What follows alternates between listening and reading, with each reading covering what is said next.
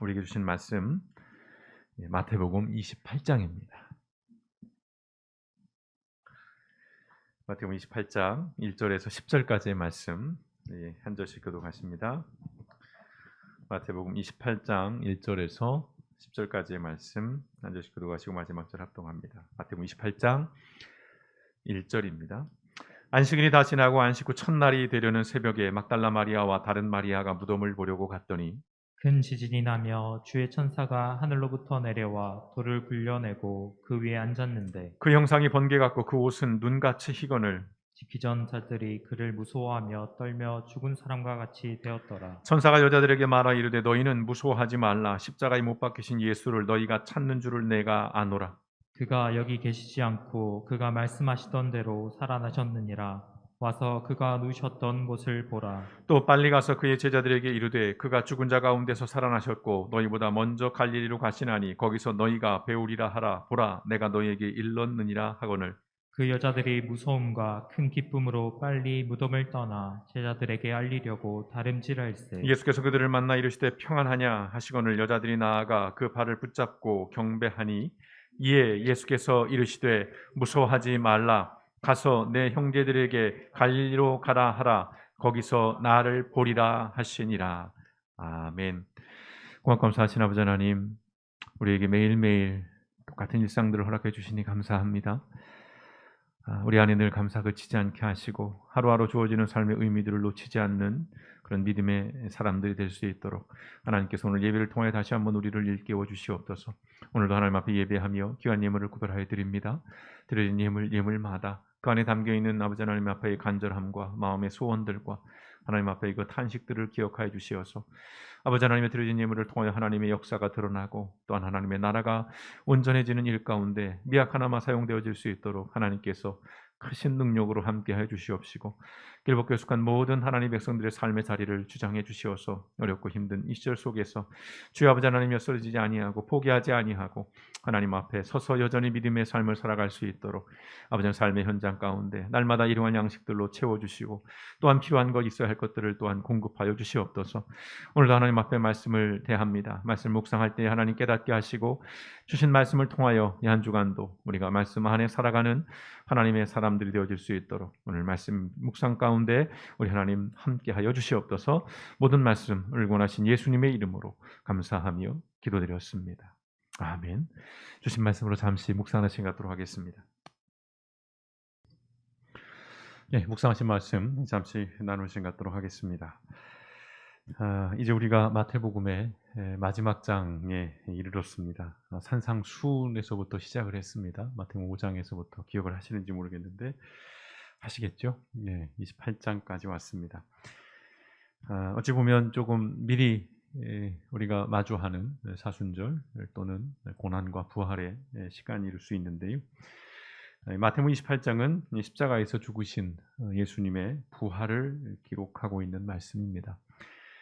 예수님에 대한 기록이 만약에요. 마태복음 27장 66절, 27장의 마지막 절이죠. 뭐라고 되어 있죠? 그들이 경비원과 함께 가서 돌을 임봉하고 무덤을 굳게 지키니라 라고 하는 이 구절, 이 말씀, 이 대목에서 아마 끝이 났다면 오늘 우리는 이 자리에 있을 이유가 없습니다. 제가 여기 서 있을 이유도 없고 제가 말씀을 전할 이유도 없는 것이죠. 교회가 존재하지 않았을 것입니다.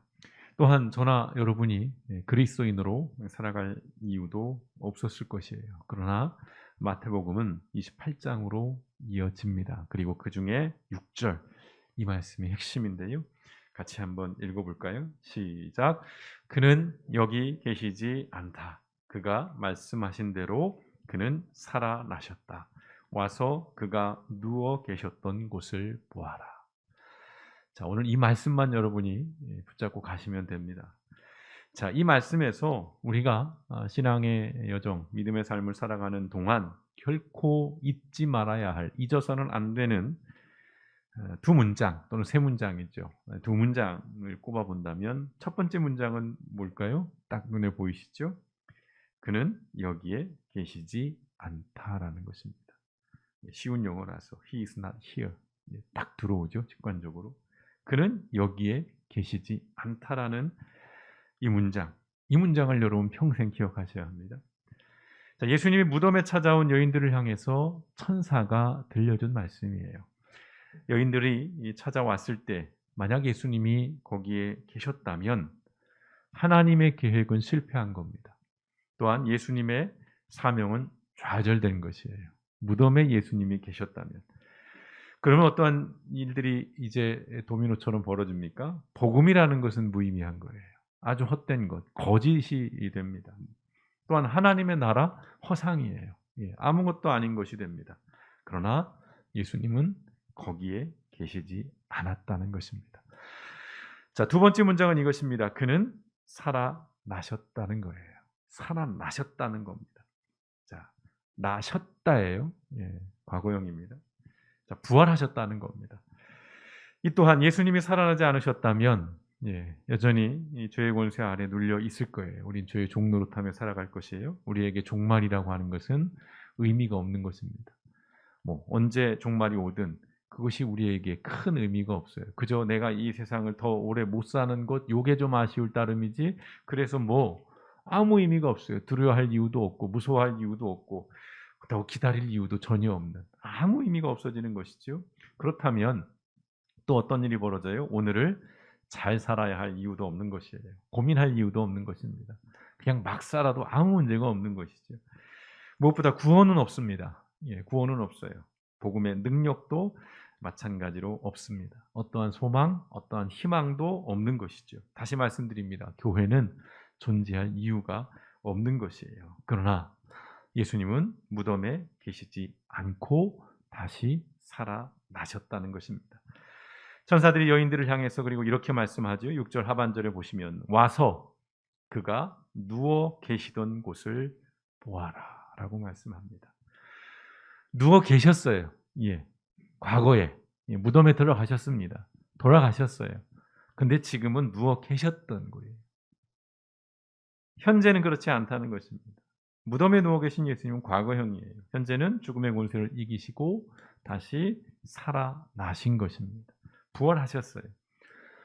이제 천사가 여인들에게 예수님의 말씀을 전하는데 그 말씀이 뭐예요? 7절 그리고 빨리 가서 제자들에게 전하기를 그는 죽은 사람들 가운데서 살아나셔서 그들보다 먼저 갈릴리로 가시니 그들은 거기서 그를 뵙게 될 것이라고 하여라 라고 말씀을 전합니다. 이것이 내가 너희에게 하는 말이다.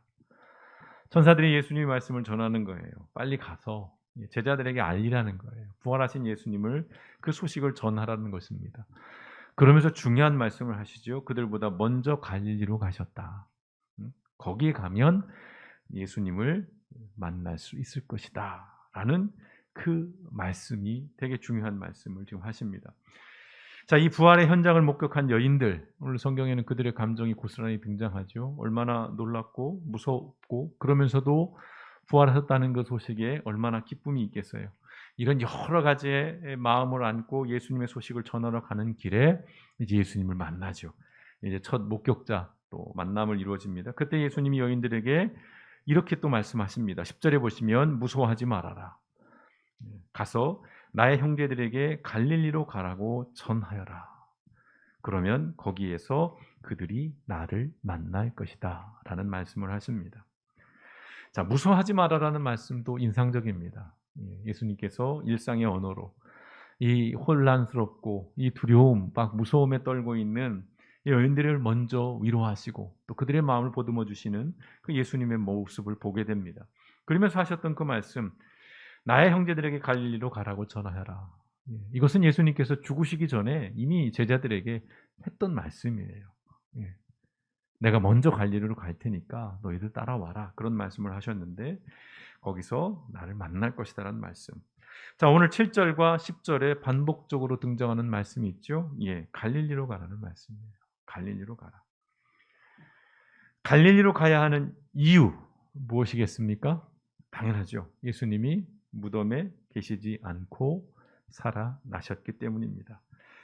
만약 무덤에 예수님이 계셨다면 제자들이 갈릴리로 갈 이유가 없습니다. 오히려 갈릴리가 아니라 그 무덤에 머물러야죠. 왜요? 예수님이 거기 계시니까. 만약 그랬다면 이제 무덤이라는 것은 그리스도인의 성지가 되었을 거예요. 지금도 물론 이스라엘을 가면 예수님의 무덤이라고 추정되는 곳 한 두어 곳 정도가 이제 성지로서 사람들이 참배를 합니다. 순례를 해요. 거기서 예배도 드립니다. 근데 지금 제가 말씀드리는 의미는 이제 그 무덤 자체가 이 그리스도인의 성지가 되었을 것이라는 거예요. 어떤 의미예요? 이제 무덤에서 예배를 합니다. 그리고 무덤을 경배하고 그 무덤을 숭배할 것이에요. 이것이 그리스도인의 믿음 또 신앙생활이 될 것입니다.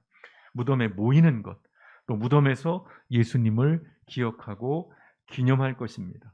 그런데 예수님은 거기 계시지 않는다는 것입니다. 사실 비유컨대 무덤은 교회라고 할 수 있습니다. 무슨 말씀이세요? 무덤 비어 있다는데, 예수님이 거기 있지 않다는데. 자, 무덤은 와서 예수님이 계시지 않는다는 것을 확인하는 곳입니다. 아, 예수님이 살아나셨구나. 예수님이 부활하셨구나. 교회는 그런 정도의 의미인 거예요. 와서 예수님을 우리가 알게 되고 인식하는 거예요.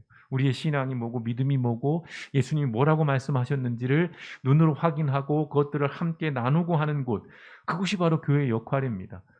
그러나 빈 무덤이라는 거예요. 그 무덤에만 머물 수는 없다는 것이죠. 교회에 모이는 이유는 다시 말씀드리지만 나가기 위함, 흩어지기 위함이라는 것.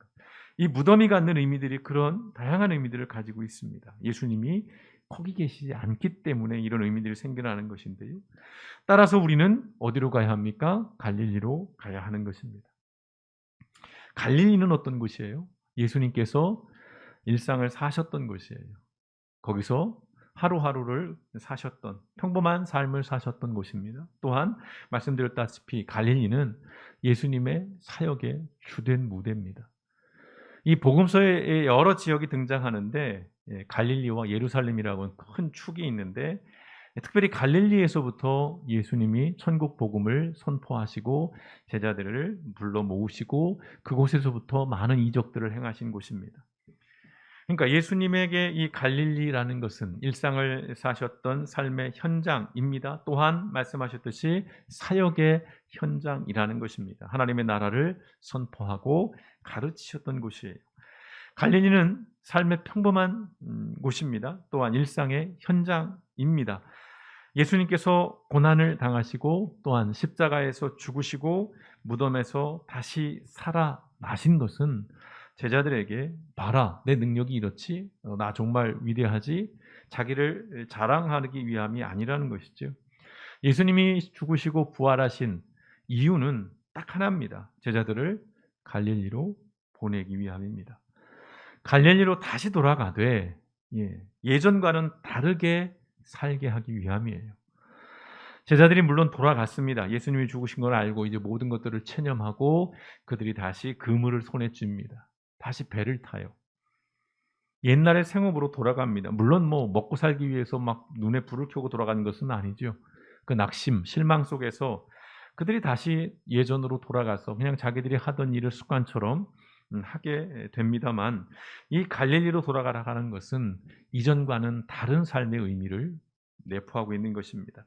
갈릴리라고 하는 그 지역이 달라진 것은 없어요. 예수님이 부활하셨다고 해서 그 부활하신 예수님이 갈릴리로 가셨다고 해서 그 갈릴리라는 지역 자체가 새롭게 변모되거나 또는 어떤 전혀 다른 곳이 되는 게 아니죠. 거긴 늘 똑같은 곳입니다. 그러나 그 의미가 달라졌다는 것이죠. 갈릴리를 대하는 제자들의 태도, 이것이 달라져야 한다는 것입니다. 부활하신 예수님을 인해서 갈릴리는 그저 먹고 살기 위한 생업의 현장만이 아니라 예수님의 복음을 살아내고 또한 그 복음을 전해야 하는 소명과 사명의 현장이 되었다는 것입니다. 자주 말씀드립니다. 직업과 직장이 그저 생계 수단인 사람들이 있습니다. 현실적으로 그런 것이죠. 그저 먹고 살기 위한 정말 죽지 못해 하는 이런 식의 내가 언제든지 때려칠 수 있어. 내가 조금이라도 어떻게 상황이 나아지면 나 이거 그만둘 거야. 그렇게 사는 사람들이 사실은 대다수고 또 평범한 삶이긴 합니다. 그러나 더러는 직장과 그 직업을 통해서 삶의 의미 그리고 삶의 목적을 찾고 그것을 실현하기 위해 애쓰는 사람들도 있습니다. 신앙의 차원에서 보자면 전자에 소개해드렸던 사람들은 기복신앙에 머물러 있는 사람들이에요. 내 직업 또 내 생업의 내 어떤 그 생업의 현장이 그냥 먹고 살기 위한 수준에 머물러 있는 그런 사람들은 신앙의 차원에서 보자면 기복신앙이에요. 그냥 잘 먹고 잘 사는 것, 그게 최종 목표입니다. 그 이상 그 이하도 아닌 것이죠. 거기에 머물러 있는 것입니다. 물론 이것이 나쁜 것은 아니에요. 그러나 그 수준에 머물러 있다면 이것은 분명 문제가 될 수 있다는 것이죠. 신앙의 목적이 그저 내 안녕, 나의 안전, 나의 부유함이 전부인 사람이 있습니다. 물론 이것은 연약한 인간들의 어찌 보면 기본적인 필요이고 또 누구나가 갈망하는 것들이긴 합니다. 현실적으로. 그러나 성경이 또한 예수님이 우리에게 들려주는 것은 거기에만 머물러 있지는 않아야 한다는 것이죠. 후자의 경우가 그렇습니다. 직업과 직장을 통해서 삶의 의미를 찾으려고 하고 목적을 찾으려고 하고 그것들을 실현하기 위해 쓰는 사람들은 결국 후자의 경우 본다면 제자의 삶을 사는 사람들이라고 말씀드릴 수 있는 거예요. 하나님 나라를 추구하는 사람들이에요. 내가 마지못해 하는 일이 아니라 내가 정말 하기 싫지만 억지로 하는 것이 아니라 하나님이 나에게 이곳에 보내신 이유가 무엇이며 내가 이곳에서 일을 하는 그 의미는 무엇이고 내가 그리스도인으로서 이 일상에서 이 삶의 자리에서 그렇다면 나는 어떠한 삶을 살아야 하고 또한 내게 주신 달란트, 내게 주신 재능들을 가지고 그렇다면 나는 이 현장을 어떻게 또는 이곳에서 사람들과 어떤 관계를 맺고 살아야 하는 것인가를 내 역할은 무엇인지, 내 사명은 무엇인지를 계속해서 고민해 보는 것. 이것이 우리를 더 성숙한 신앙인으로 이끄는 것뿐만 아니라 이것이 이 복음의 능력을 우리가 실질적으로 경험하고 체험하게 만드는 것이라는 겁니다. 적어도 신앙이라는 것은요. 뭐 다른 영역, 다른 분야는 제가 뭐 언급하지는 않겠습니다만 적어도 신앙이라고 할 때에 이것이 그저 먹고 사는 문제 이상의 영역이고 의미이고 가치라는 것을 우리는 잊지 않았으면 좋겠습니다. 물론 세상의 많은 사람들에게는 먹고 사는 문제입니다. 그 이상 그 이하도 아니에요. 그러나 신앙은 그럴 수 없다는 것이죠. 우리가 가진 믿음이라는 것, 이 신앙의 삶이라는 것은 겨우 그 수준에 머물러 있는 것은 아니라는 것입니다. 이것은 저의 개인적인 생각이나 주장, 신념을 말씀드리는 것이 아니라 예수님의 말씀이에요. 자, 마태복음 마지막 말씀은 이제 3년간의 훈련 과정을 마무리하는 졸업식이라고 할 수 있습니다. 갈릴리에 이제 모이죠, 제자들이. 그리고 이제 산에 오릅니다. 그곳에서 이제 졸업식이 열리는 거예요. 주중에 전사님 졸업식에도 갔다 왔습니다만 다양한 이제 과정에 있는 사람들이 이제 그 과정을 마치는 이제 세레모니를 하는 것인데요. 이 갈릴리라는 곳에 제자들이 모여서 그간 3년간의 이제 훈련 과정을 마무리하는 이제 졸업식을 하는 것입니다. 뿐만 아니라 졸업식이 갖는 의미는 그거잖아요. 이제 끝 그것이 아니라 이제 다시 시작. 이제 새로운 곳으로 그들이 다 흩어져 가는 것이잖아요. 각자의 이제 진로 또는 계획, 각자의 어떤 목표지를 향해서 나아가는 새로운 시작들. 그런 의미에서 이 갈릴리라고 하는 이 삶의 현장으로 제자들을 보내는 파송식이라고 할 수 있을 것 같아요. 이 마태복음의 마지막에 나오는 말씀. 아시는 것처럼 이제 부활하신 예수님께서 갈릴리에 모여서 있는 그 제자들을 향해서 예수님께서 위대한 사명과 그리고 위대한 명령과 위대한 약속을 주시지요. 우리가 잘 아시는 그 말씀 18절에서 20절까지의 말씀. 이 안에 위대한 사명이 있습니다. 위대한 명령이 있고요. 위대한 약속이 있습니다. 함께 같이 읽어보겠습니다. 시작. 예수께서 나와 말씀하여 이르시되 하늘과 땅의 모든 권세를 내게 주셨으니 그러므로 너희는 가서 모든 민족을 제자로 삼아 아버지와 아들과 성령의 이름으로 침례를 베풀고 내가 너에게 분부한 모든 것을 가르쳐 지키게 하라. 볼지어다 내가 세상 끝날까지 너희와 항상 함께 있으리라 하시니라는 말씀. 자, 보이시죠? 위대한 사명, 위대한 명령, 위대한 약속. 위대한 사명이 뭡니까? 모든 민족 제자로 삼으라는 거예요. 우리에게 명령을 주신 거예요. 어떤 명령이요? 성령의 아들과 아버지와 아들과 성령의 이름으로 침례를 베풀고 내가 너에게 분부한 모든 것을 가르쳐 지키게 하라라는 명령을 주십니다. 그리고 어떤 약속을 하십니까? 내가 세상 끝날까지 너희와 항상 함께 있을 것이다 라고 하는 약속을 주십니다. 성도 여러분, 하나님 나라를 욕망한다는 것, 지금 계속 몇 주에 걸쳐서 말씀을 반복하고 있습니다. 그 의미를 계속해서 말씀을 드리고 있는데요. 자, 오늘 말씀을 통해서 하나님 나라를 욕망한다는 것은 뭡니까? 내가 살아가고 있는 갈릴리라고 하는 그 일상의 삶의 자리에서 우리와 함께 하시는 그 부활하신 예수님을 일단 기억하는 것이죠. 그리고 우리에게 명령하신 이 선교적인 삶, 즉 복음의 삶을 살아가는 것. 이것이 하나님 나라를 욕망하며 산다는 것의 의미인 것입니다. 우리가 이렇게 살아야 하고 살아갈 수 있는 것은 딱 하나입니다. 그 이유는 예수님이 거기에 계시지 않았기 때문입니다. 여러분, 빈 무덤을 통해서 우리는 이 죽음을 이기시고 부활하신 예수님을 기억해야 합니다. 또한 이 빈 무덤을 통해서 우리는 비록 악이 강하고 선처럼 보일지라도 끝내 선이 악을 이기는 이 승리의 희망과 소망을 품어야 합니다. 참 어려운 말씀이긴 한데, 또한 우리는 이 빈 무덤은 우리가 갈릴리라고 하는 이 일상의 삶에서 여전히 그리스도인으로 살아야 할 이유인 것입니다. 아울러 빈 무덤은 무엇보다도 우리가 하나님 나라를 욕망하며 살아가야 할 이유입니다. 사도 바울이 로마서를 통해 말씀합니다. 10장 11절 말씀 같이 읽습니다. 시작. 성경은 그를 믿는 사람은 누구나 부끄러움을 당하지 않을 것이다 하고 말합니다. 라는 이 말씀. 우리가 하나님 나라를 욕망하며 살아야 하고 그렇게 살 수 있는 이유가 여기에 담겨 있습니다. 성경은 그를 믿는 사람은 누구나 부끄러움을 당하지 않을 것이다. 수치를 당하지 않을 것이다. 이것은 무슨 말씀이냐면 넓게 해석한다면 후회가 없을 것이라는 겁니다. 실패하지 않을 것이라는 말씀이고요. 손해보지 않을 거라는 것입니다. 부끄러움을 당하지 않는다는 것이에요. 영광을 얻는다는 것입니다. 또한 로마서 1장 16절에서는 이렇게 말씀하죠. 우리가 잘 아시는 말씀 같이 읽어보겠습니다. 시작. 나는 복음을 부끄러워하지 않습니다.